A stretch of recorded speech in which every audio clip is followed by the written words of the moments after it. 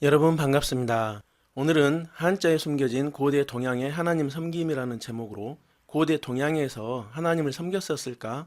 섬겼었다면 그 흔적은 남아있을까? 이런 내용을 탐구해보는 시간을 갖고자 합니다. 성경은 아담 창조 후 수천 년간 모든 인류가 하나님을 섬겼었고 노아 홍수 후에도 수천 년간 하나님만 섬기다가 하나님을 잊어버리고 떠나는 사람들이 생겨났고 신앙이 변질되면서 우상 숭배를 시작했다고 합니다. 사람들이 하나님으로부터 떠나갔음에도 불구하고 하나님께서 아브라함을 택할 당시에도 많은 사람들이 하나님을 섬기고 있었던 흔적을 성경에서 찾아볼 수 있습니다. 그것이 사실이라면 고대 동양인들도 노아의 후손이었기 때문에 초기에는 하나님을 섬겼었을 텐데 그 흔적이 어딘가는 남아있지 않겠는가? 아니면 우리가 생각하는 대로 고대 동양인들은 잡귀신만 섬겼었을까? 세상에서 학식이 뛰어나다고 하는 학자들은 세상이 진화되었다고 말합니다. 그러나 성경은 하나님께서 세상을 창조하셨다고 말씀합니다. 세월이 흘러서 많이 변화되고 변질되어 버렸기 때문에 논란의 여지가 있겠지만 이 시간에는 하나님을 섬겼던 흔적을 고대 동양의 기록이나 문자에서 찾아보고자 합니다. 먼저 한자에 관한 내용을 보기 전에 이스라엘 사람들이 아니면서도 하나님을 섬겼던 사람들에 관한 기록을 보겠습니다. 구약 성경에는 아브라함 이전에 동방에 살았던 것으로 추측되는 욥이라는 사람에 관한 말씀이 기록되어 있습니다. 욥은 우스 땅에 살았고 하나님을 경외하던 사람이라고 합니다. 욥은 10명의 자녀가 있었는데 생일날 잔치를 한 뒤에 욥이 그 자녀들을 위해서 하나님께 죄 용서를 위한 번제라는 제사를 드린 것을 볼 수 있습니다. 또 가나안 땅에 살던 멜기세덱이라는 왕이 있습니다. 살렘 왕인데요.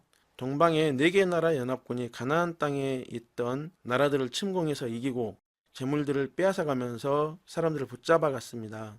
아브라함이 동맹군과 자기가 훈련시키던 가병들을 데리고 쫓아가서 동방의 4개 나라 연합군을 급습해서 이겨버렸습니다. 그리고 이제 아브라함이 돌아오는 도중에 살렘 왕 멜기세덱이 아브라함을 마중 나옵니다. 그는 지극히 높으신 하나님의 제사장이라고 합니다. 아브라함을 택한 후에도 하나님을 믿는 사람들이 많이 있었다고 한다면 동양에서도 뭐 비슷한 상황이 아니었을까? 우리가 이제 한자와 고대 문헌들을 통해서 한번 찾아보고 그게 진짜 맞는 것일까? 한번 이런 것들을 생각해 보도록 하겠습니다. 자, 여러분 고대 종교와 사상을 좀 알아볼 텐데 지금 동양의 종교와 사상이 뭐냐고 물어본다면 종교는 불교, 또 사상은 유교라고 이렇게 그런데 그 전에 BC 1000년 이전에 동양에서 종교가 뭐냐고 물어보신다면 BC 1000년 이전만 해도 고대 동양의 종교와 사상은 불교도 동양에 전해진 거는 기원 후입니다. 한참 후입니다. 그리고 유교도 실제로 전해진 거는 정착이 된 건 얼마 되지 않아요, 사실. 근데 그 전에 우리 또 조상들이 또 다른 나라 그 조상들이 동양에서 하나님을 다 믿었다는 것들이 고대 문헌들을 통해서 확인이 됩니다. 중국에서 C.H. 강이라는 목사님과 에델 넬슨이라는 분이 공동으로 연구해서 책을 이제 편찬한 것이 있는데 여기에 보면은 한자가 창세기와 깊게 연관되어 있다는 것들을 이야기하고 있습니다. 근데 이제 이것들을 우리가 연구해 보면은 한자와 창세기와 아주 깊은 연관이 돼 있고 그러면 이제 우리가 이걸 가지고 교회 안 다니는 분들에게 얘기를 하면 이렇게 쉽게 와닿지 않기 때문에 먼저는 이제 설문해자 중국의 한자를 만든 원리를 갖다가 이렇게 기록해 놓은 책이 설문해자라고 있습니다. 그 설문해자 원본은 지금 전하지 않지만 청나라 단옥제라는 분이 더 쉽게 설명하기 위해서 기록해 놓은 설문해자 주가 있는데 그것을 기준으로 해서 설명을 해보도록 하겠습니다. 한자는 BC 2500년경에 최초로 이제 갑골 문자가 이렇게 기록된 것들을 이야기하는데 이 글자를 갖다가 상형 문자였기 때문에 어린 사람들도 쉽게 한자를 배울 수가 있었어요. 지금처럼 한자가 많지 않았고 그때는 이제 발전된 상태가 아니었기 때문에 한자가 많지는 않았겠죠. 그래서 그 한자를 사용해 오다가 진시황이 상형 문자로 쓰기 때문에 굉장히 이게 통일도 되지 않고 힘드니까 소전체로 통일을 시켰어요.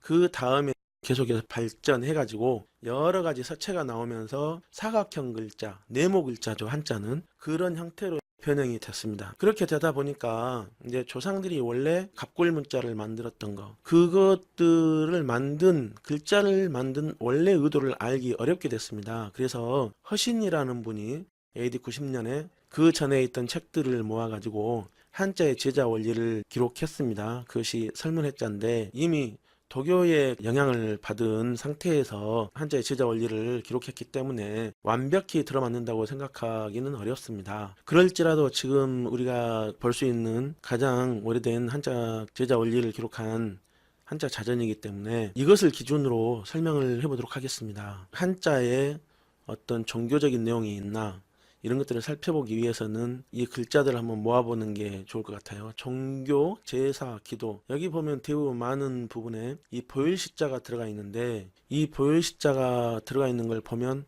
어떤 기준이 있었을 것이고 어떤 규칙을 가지고 한자를 만들었다는 것을 좀 알 수 있습니다. 그러면 이제 이 보혈시자라는 게 도대체 뭔지 확인해 보도록 하겠습니다. 자, 설문해자 줄을 우리나라에서 서울대 그 염정삼 교수님이 부수역회로 출판을 하셨습니다. 여기를 보면은 보혈시자는 그냥 보이는 건데, 보혈시자가 도대체 뭐냐, 이 하나님과 관계된 그런 것 같아요. 보혈시자가 이 갑골문자로 보면 확대된 이 부분을 보시면 위에 하나 있고 밑에 이제 세 개가 있죠. 밑으로 흘러내리는 세 개가 있는데, 이것이 이제 시는 신사야, 이거는 신의 일이다, 신이 하는 일을 보여주는 것이다, 이렇게 얘기를 해요. 근데 여기서 보면 원래는 이제 이게 두 이로 되어 있지만 원래 고문에는 하나로 되어 있어요. 하나. 한일이죠. 한일은 하늘이에요. 하늘. 그리고 두 이는 땅입니다. 신이 하는 일을 보여준다, 그게 보일시다. 그러면은 여기서는 이제 상형문자를 보면 위에 이거는 한일인데 하늘이에요. 하늘. 하늘 천. 천은 우리는 하늘을 얘기할 때 지금도 그렇습니다. 지금도 하늘 얘기할 때 파란 하늘만을 이야기하는 게 아니고 너 하늘 무서운 줄 알아라, 하늘에 어떤 인격적인 존재가 존재한다는 것이죠. 설문해자 다른 부분에서 보면 요거는 이제 뭘로 볼 수 있냐면, 하늘 요 밑으로 이렇게 내려오는 거는 사람이에요. 사람. 하늘 세 사람. 하늘 세 사람이 뭡니까? 하늘 세 사람. 이거는 이제 성경에 보면 하나님은 세 분으로 존재하시지만 유일신입니다. 그런 이제 그런 어떤 사상이 들어가 있는 걸 알 수가 있는데, 그래서 이제 다른 부분들하고 이렇게 연관시켜 보면 이 보일 시자는 하나님 시예요. 하나님 시. 그래서 제사, 종교, 기도에 관계되는 글자마다 이렇게 하나님 시자가 많이 들어가 있는 것이죠. 그러면은 우리가 귀신 신으로 알고 있는 이 하나님 신에 대해서 한번 알아보도록 하겠습니다. 이거는 지금 하나님 신인데, 우리는 지금 이 글자를 귀신 신으로 알고 있는데 원래는 하나님 신입니다. 하나님 신. 자, 설문해자의 해설을 한번 보겠습니다. 천신 인출 만물 자야. 하늘의 하나님은 만물을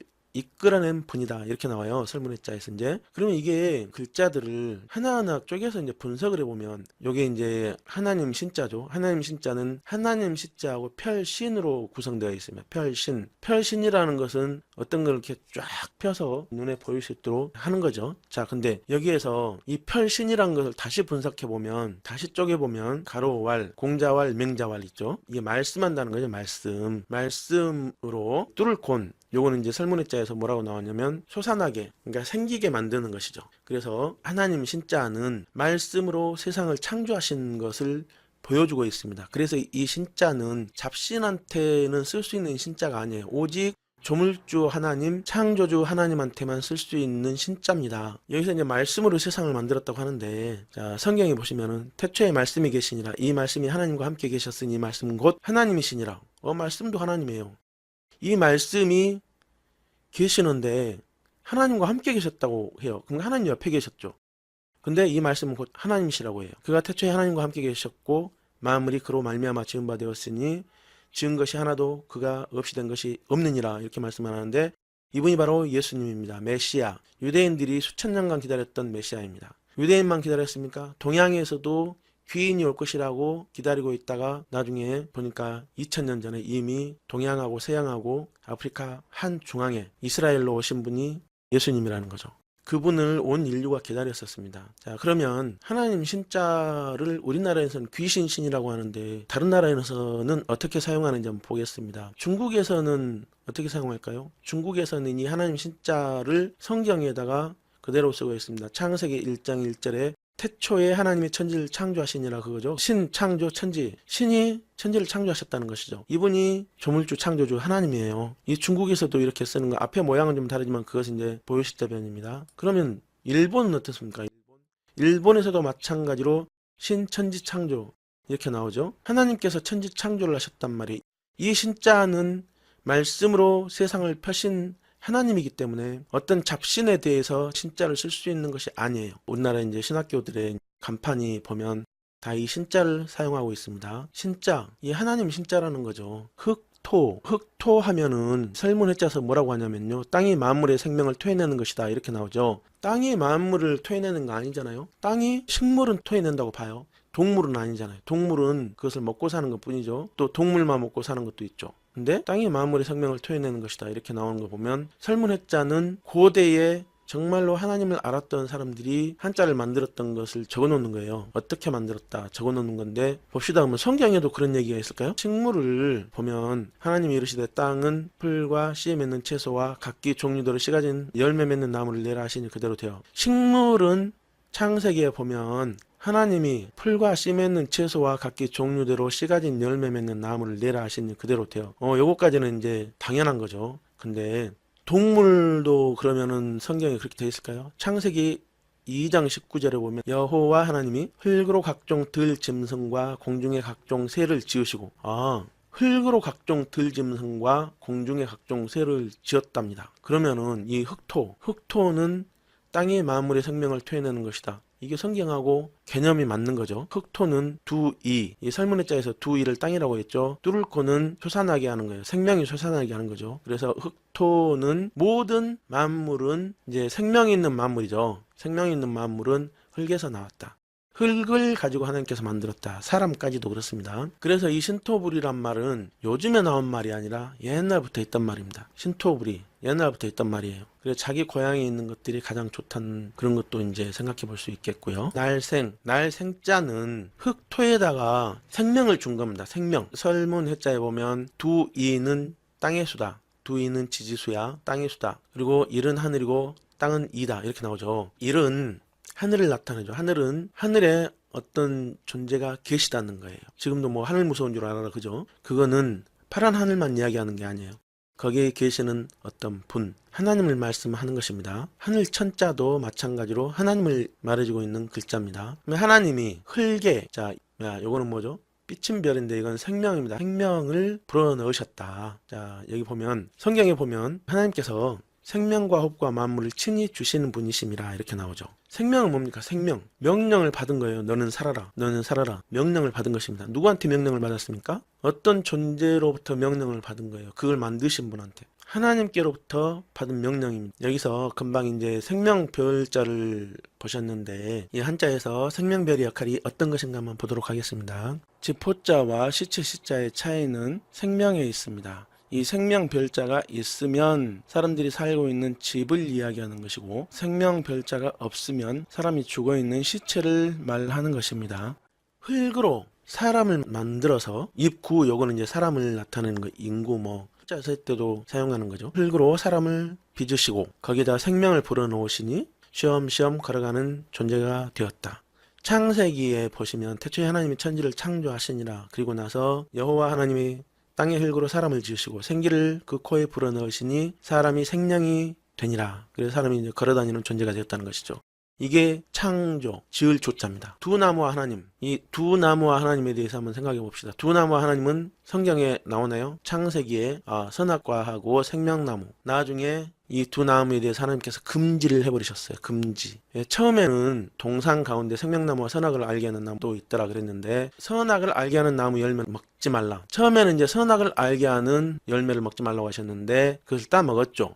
그 다음에 하나님께서 생명나무 열매도 따먹을까 하고 이제 그 다음에는 생명나무 열매를 따먹지 못하도록 아담을 에덴 동산 밖으로 동쪽으로 쫓아내셨습니다. 하나님께서 나무 때문에 아담에게 말씀하신 방향은 동쪽입니다. 이 동력 동자는 동쪽이라는 뜻도 가지고 있지만 주인이라는 뜻도 있고 동쪽으로 가다라는 뜻도 있습니다. 이 동력 동자는 분석을 하면 나무 목자에 누가 말씀하여 가로되 할 때 쓰는 가로왈. 그래서 하나님께서 아담에게 나무 때문에 말씀하신 것은 동쪽입니다. 그래서 이제 에덴 동산 동쪽에 천사들이 지키도록 하셨는데 거기서 동쪽으로 이동한 아담은 에덴 동산 동쪽에 있었고 아담 위치에서 보면 에덴 동산은 서쪽입니다. 그래서 하나님께서 이 두 나무에 관하여 말씀하신 것은 금지하시는 것입니다. 이 글자는 금지할 금자입니다. 자, 이 하나님께서 금지하신 나무에 대해서 사람이 가까이 가죠. 뭐 하려고 갑니까? 그걸 보려고 가는 거예요. 보려고. 여자가 그 나무를 본즉 창세기 3장 6절에 있죠. 그러면 거기에 남자가 갔습니까? 여자가 갔습니까? 여자가 갔죠. 하와가 갔습니다. 설문의자에 보면 탐합니다. 탐하다. 숲을 막고 예언하는 자가 가로막고 마주보고 간사한 말로 속인 것을 탐이라 하였다. 여기에서 이제 하와를 속인 그 뱀의 존재가 나오는데 뱀을 통해서 역사하는 것은 뱀이 아니라 사탄이죠. 사탄. 여자가 그 나무를 본즉 먹음직도 하고 보암직도 하고 지혜롭게 할 만큼 탐스럽기도 한지라. 탐스럽기도 했기 때문에 자기가 따먹고 아담에게도 줍니다. 그래서 이 두 나무를 바라보는 여자의 마음이 어땠을까?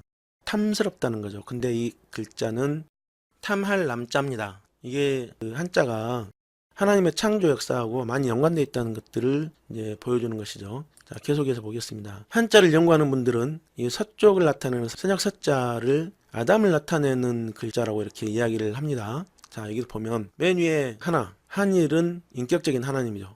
천, 그 밑에 이제 어진 사람인 아담입니다. 하나님 앞에 존재하는 어진 사람, 요 사람은 아담입니다. 자, 선역서자를 아담이라고 봤을 때 하나님께서 아담한테 동물들의 이름을 지으라고 하셨죠.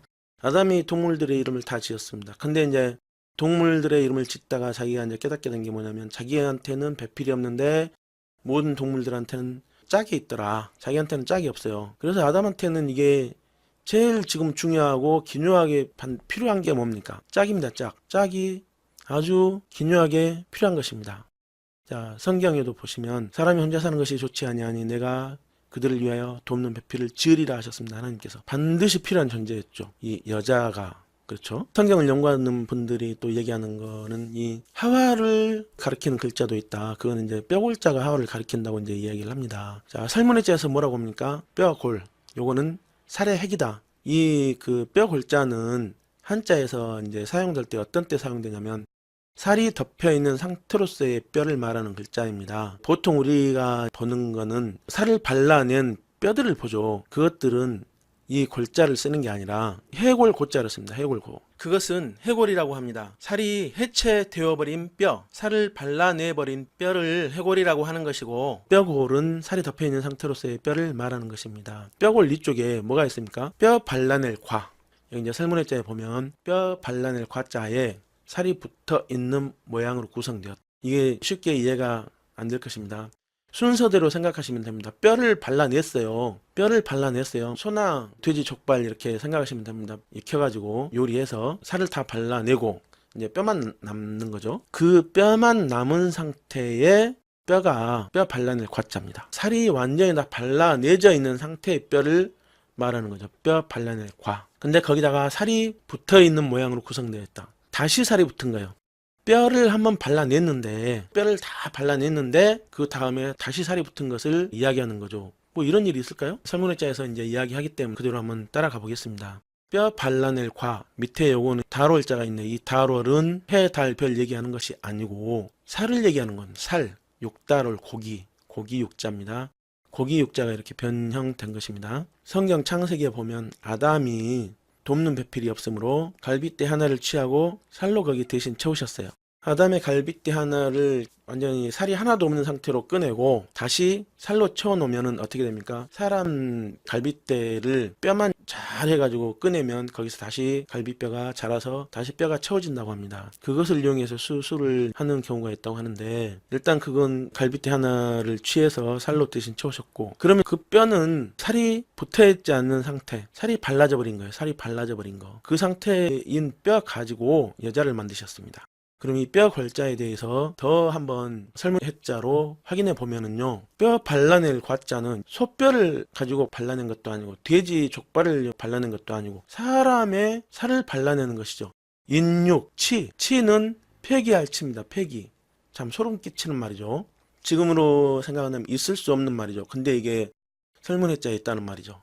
사람의 살을 발라냈어요. 그 골을 얘기하는 거예요. 뼈 골. 야, 참 시간이 많이 지났는데 많이 변질된 가운데서도 찾아보면 이런 것들이 아주 많이 남아 있습니다. 자, 이 뼈, 가슴에서 뼈 하나를 하나님께서 꺼내셨어요. 여기에 살이 하나도 붙어 있지 않습니다. 폐기알치, 뼈 발라낼 과, 인육, 치, 기, 골, 야. 그래서 뼈만 남은 상태였는데 여기다가 달월, 요 밑에 들어가는 건 달월이죠. 욕달월, 고기 욕자의 변형된 모양입니다. 네이버 한자 사전을 보시면은 이 고기 욕이 처음에는 안 그랬는데 나중에 이제 시간이 지나면서 욕달월로 사용되었던 것들이 이제 나옵니다. 여기다가 육달을 이제 살을 붙이는 거예요. 살, 고기육, 살육자를 붙이니까 어떻게 됩니까? 뼈골자가 되는 거예요. 뼈골. 살이 붙어 있는 상태로의 그때만 사용되는 뼈골이라고 했죠. 이 뼈골은 뭡니까? 뼈만 남아 있다가 다시 살이 붙은 사람이 있습니다. 그 사람이 누구입니까? 하와입니다. 하와. 설문해자를 통해서 분석되는 대로 사람의 살이 발려졌다가 다시 살이 붙은 사람은 하와로 본다면 이 글자를 가지고 또 다른 글자들을 많이 만들어냈죠. 해골고자는 뭡니까? 해골. 살을 완전히 다 분리해낸 뼈를 갖다가 해골이라고 한다고 했죠. 해골은 살이 전부 썩은 사람의 머리뼈나 송장의 살이 전부 썩고 남은 뼈를 이야기합니다. 여기서 이제 살이 완전히 벗겨진 뼈에 살을 붙여 사람을 만들었는데 사실은 그 뼈가 가장 오래된 해골이다 이거죠. 해골이고 그 뼈에서 만들어진 사람이 하와다. 이것을 얘기해 주는 거예요. 이 해골 고자는. 가장 오래된 해골은 하와라는 거죠. 이 넓적다리과라고 하는데 이거는 이제 바르지 않는 모양을 나타낼 때도 사용합니다. 뭡니까? 과일 과자죠. 과실과. 하와가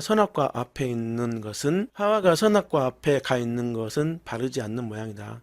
좋지 않는 모양이다. 이건 얘기하는 거죠. 또 그 아담의 입장에서 하와를 생각할 때 어찌됐든 하와 때문에 에덴 동산에서 쫓겨나게 되는 그런 상황이 됐어요. 그래서 이제 하와를 생각할 때 참 그 마음이 어떻겠어요? 마음이 심란하다 이런 거죠. 그런 것들은 찾아보면 많이 있는데 지금 여기서 다 할 수는 없고 이런 것들에 대해서 더 자세히 알고 싶으면 창조과학회 그 교수님들이 강의하시는 것들을 좀 유튜브나 이런 데서 보시고 확인하시기 바랍니다. 근데 저는 오늘은 이거를 갖다가 이제 중점적으로 설명하려고 한 게 아니고 뭐 제사가 어떻게 변질됐는가 이런 것들 그것을 말씀드리기 위해서 이걸 알려드리는 거라 한자와 창세기와의 관계에 대해서는 간단히 강의를 해드리고 싶습니다.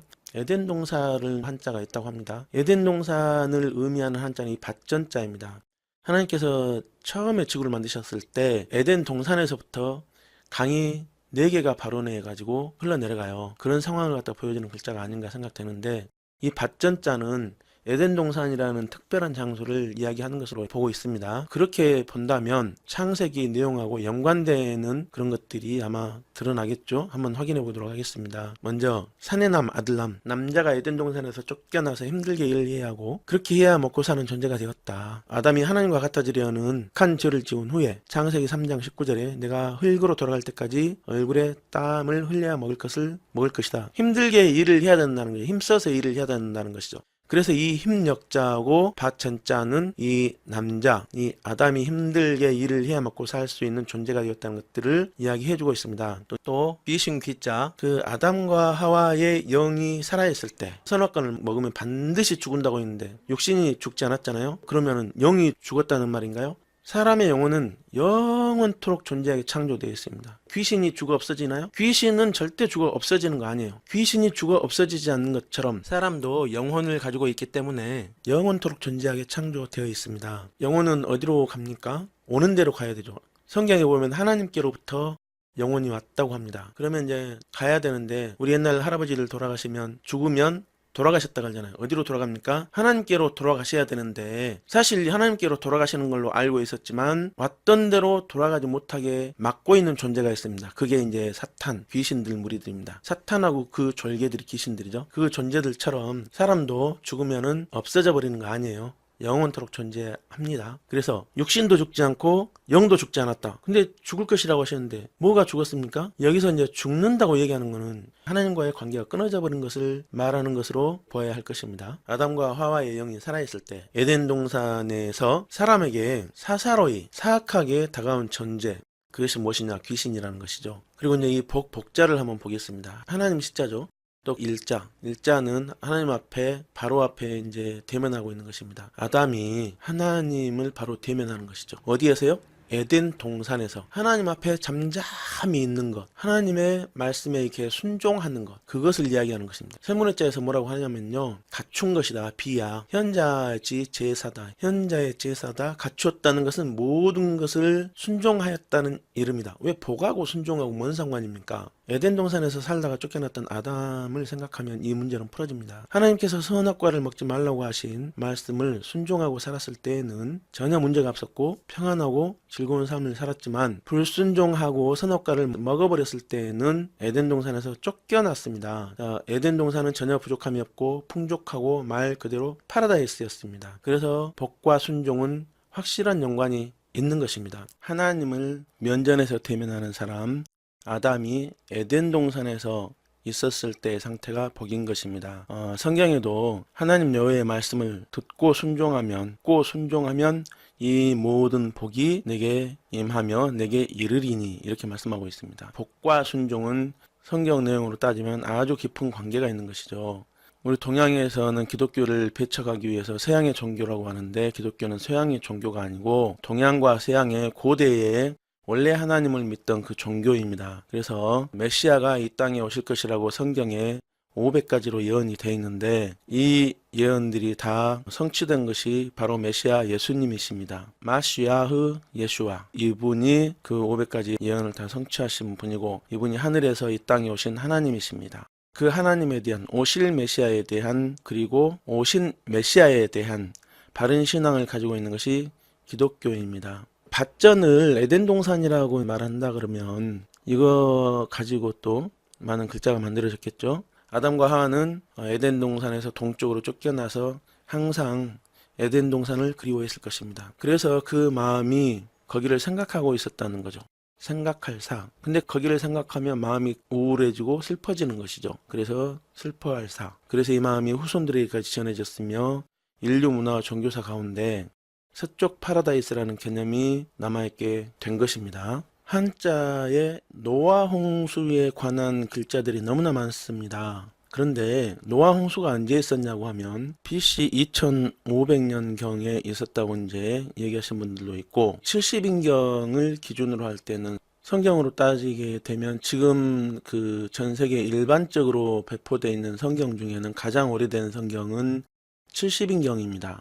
70인경을 기준으로 할 때에는 BC 3290년경에 노아 홍수가 있었고, 이건 계산상으로 아담은 지금으로부터 7500년경에 이제 창조되었다고 나옵니다. 계산하는 방식에 따라서 오차가 생기게 되는데요. 계산 오차는 한 100년 정도라고 보고, 지금으로부터 7500년경에 아담이 창조됐다고 보는데, 어떤 사람들은 그 중간에 많은 사람들이 빠졌다고 얘기를 해요. 많은 사람들이 빠졌다고 해도 1000년이나 2000년, 그래서 이 지구 연대는 10,000년이 되지 않는다고 보는 것입니다. 그래서 지금 노아 홍수가 BC 3290년에 있었다고 보면 그 뒤로 모든 나라들이 생겨났다는 것을 알 수 있고, 50만 년 전 구석기 이런 거는 실제로 있지 않았습니다. 노아 홍수 때에 몇 사람이 살았을까요? 8사람이 살아났습니다. 방주를 타고 8사람이 살아났습니다. 노아와 노아 아내, 그리고 노아의 세 아들, 노아의 세 며느리. 8팔자는 쪼개 나눈다는 뜻으로 나눌 팔자도 됩니다. 창세기 10장에 보면 홍수 후에 이들에게서